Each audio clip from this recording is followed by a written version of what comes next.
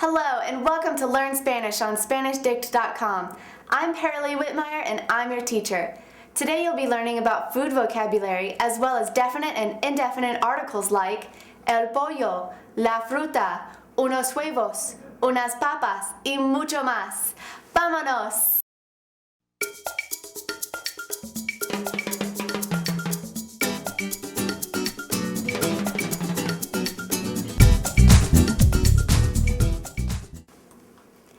Another great reason to learn a new language is so that you have an excuse to eat all the food in a native setting. Food really brings people together and gets them talking. So let's learn some food vocabulary, as well as how to say the, a, some, and a few. These words are really important, especially when it comes to ordering in a restaurant. As you have seen in the past few lessons, nouns can be masculine or feminine. Some nouns are easy, like men and boys are masculine, and women and girls are feminine. But what about an egg or a potato? How do you know if it's masculine or feminine? Do you remember how the adjectives that end in an O are masculine and adjectives that end in an A are feminine? The same rule applies to most nouns. Let's take a look. The word for egg is huevo, and it ends in an O, so that means that it's masculine. The word for potato is papa and ends in an A, so that means it's feminine.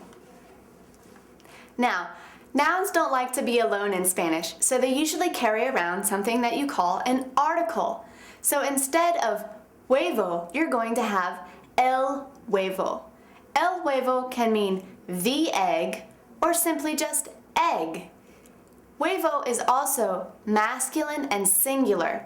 That makes el the masculine and singular definite article. Now, papa is feminine and singular, so its definite article is different. Instead of el, you use la.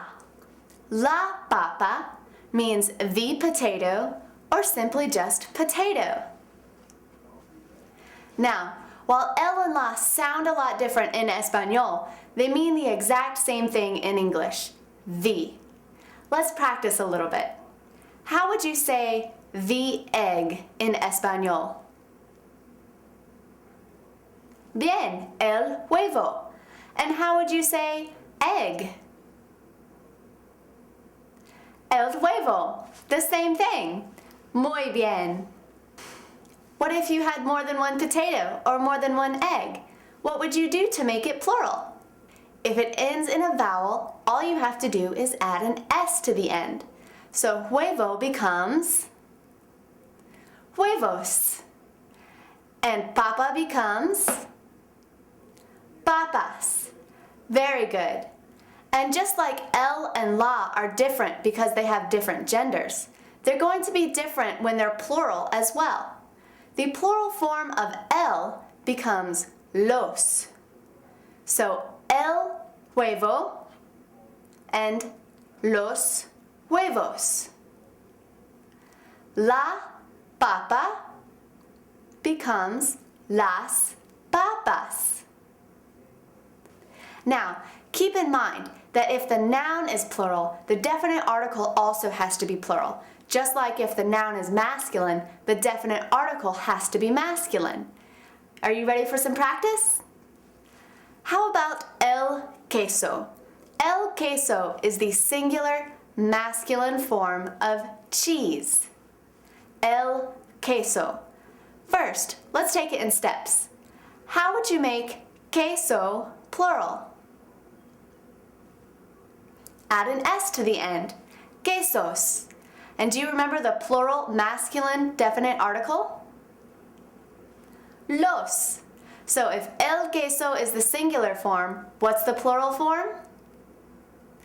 Los quesos. Articles can also be really helpful if your noun doesn't end in an O or an A and you don't know what the gender is. You'll usually find the article with the noun. So when you have a word like el pastel, what gender do you think it is? Masculine. El is always masculine.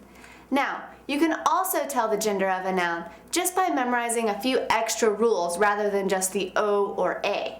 Most nouns that end in an E are going to be masculine as well. A lot of nouns that end in a consonant are also going to be masculine. You can check out more gender rules at the Spanish reference, but we'll talk about that later. Now, let's try el pastel.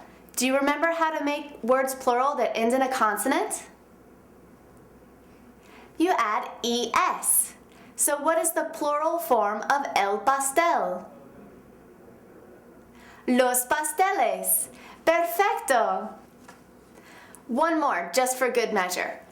How would you make el cereal plural?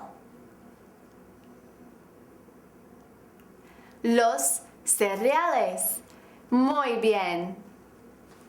Repasemos. There are 4 definite articles, one each for singular and plural, masculine and feminine. Can you tell me what they are?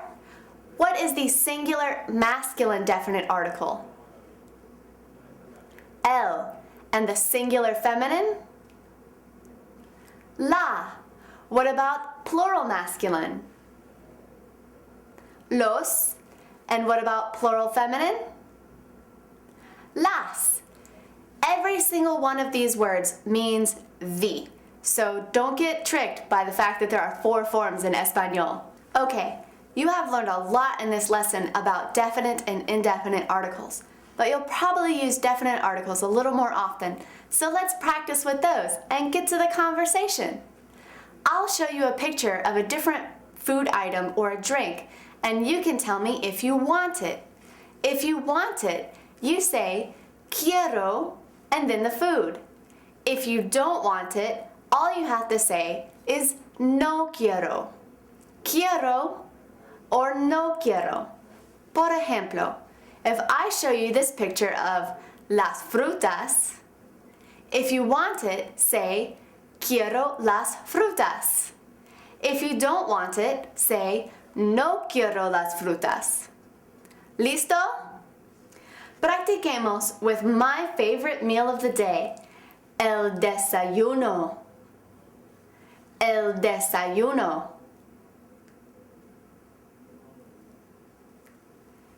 El jugo de naranja. El jugo de naranja.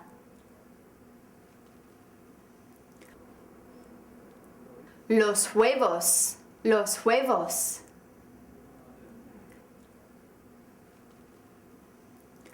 El cereal. El cereal.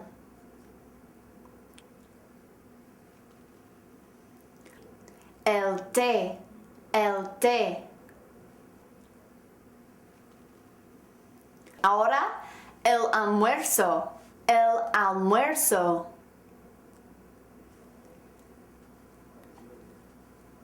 La sopa. La sopa. La fruta. La fruta.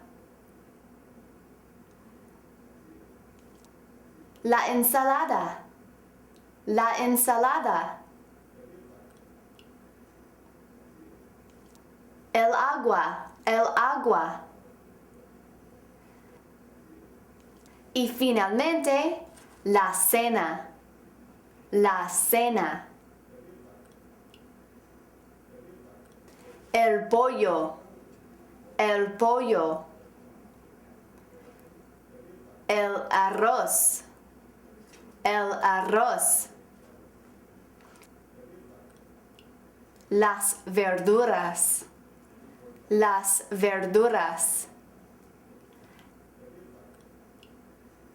La papa. La papa. El pastel. El pastel. Perfecto. Es todo para hoy. You can practice everything you learned in this lesson at SpanishDict.com/learn. There you'll find flashcards for all the vocabulary in this lesson, as well as quizzes, the forum, and video chat. You can also enroll in the course and we'll keep track of your points for you, and you can compare yourself on the leaders board. If you have any questions about definite or indefinite articles, or you just want to learn some more food vocabulary, check out SpanishDict.com/reference. As always, everything is completely free. Until next time, hasta luego!